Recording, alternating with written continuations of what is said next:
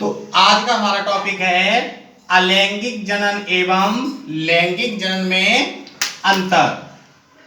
एक तरफ हमने लिख लिया है अलैंगिक जनन, दूसरी तरफ लिख लिया है मैंने लैंगिक जनन। तो अलैंगिक जनन में नंबर 1 है कि अलैंगिक जनन में संतान उत्पन्न करने के लिए केवल एक ही जनक की आवश्यकता पड़ती है, चाहे नर हो या मादा हो। लैंगिक जनन में संतान उत्पन्न करने के लिए 2 जनकों की आवश्यकता पड़ती है, नर और मादा की। अब अलैंगिक जनन में दूसरा पॉइंट है कि अलैंगिक जनन में निषेचन की आवश्यकता नहीं होती है और लैंगिक जनन में निषेचन की आवश्यकता होती है। अब आता है तीसरा पॉइंट आता है अलैंगिक जनन में संतान उत्पन्न करने के लिए कम समय लगता है, क्योंकि इसमें केवल एक ही जनक भाग है।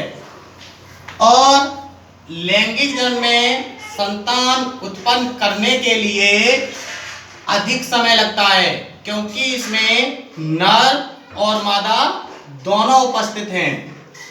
अब आता है चौथा पॉइंट है कि अलैंगिक जनन में युग्मनज की आवश्यकता होती नहीं है और लैंगिक जनन में युग्मनज की आवश्यकता होती है। ठीक है। अब आता है पांचवा पॉइंट है, इसमें अलैंगिक जनन में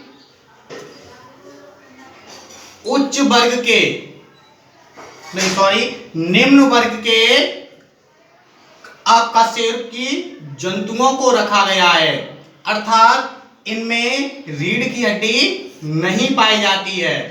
ठीक है ना।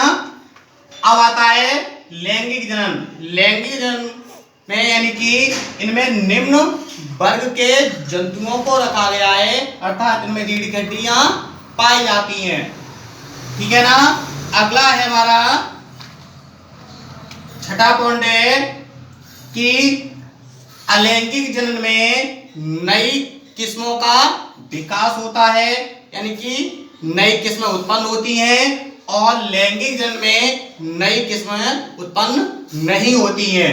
उदाहरण के लिए अलैंगिक जनन में राइजोपस,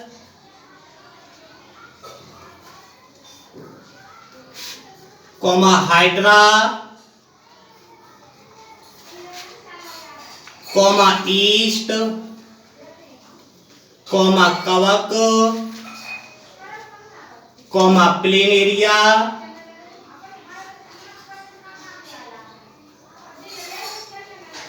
प्लेनेरिया, आदि। लैंगिक जनन में उदाहरण है मनुष्य, कुत्ता, बिल्ली आदि। ठीक है ना।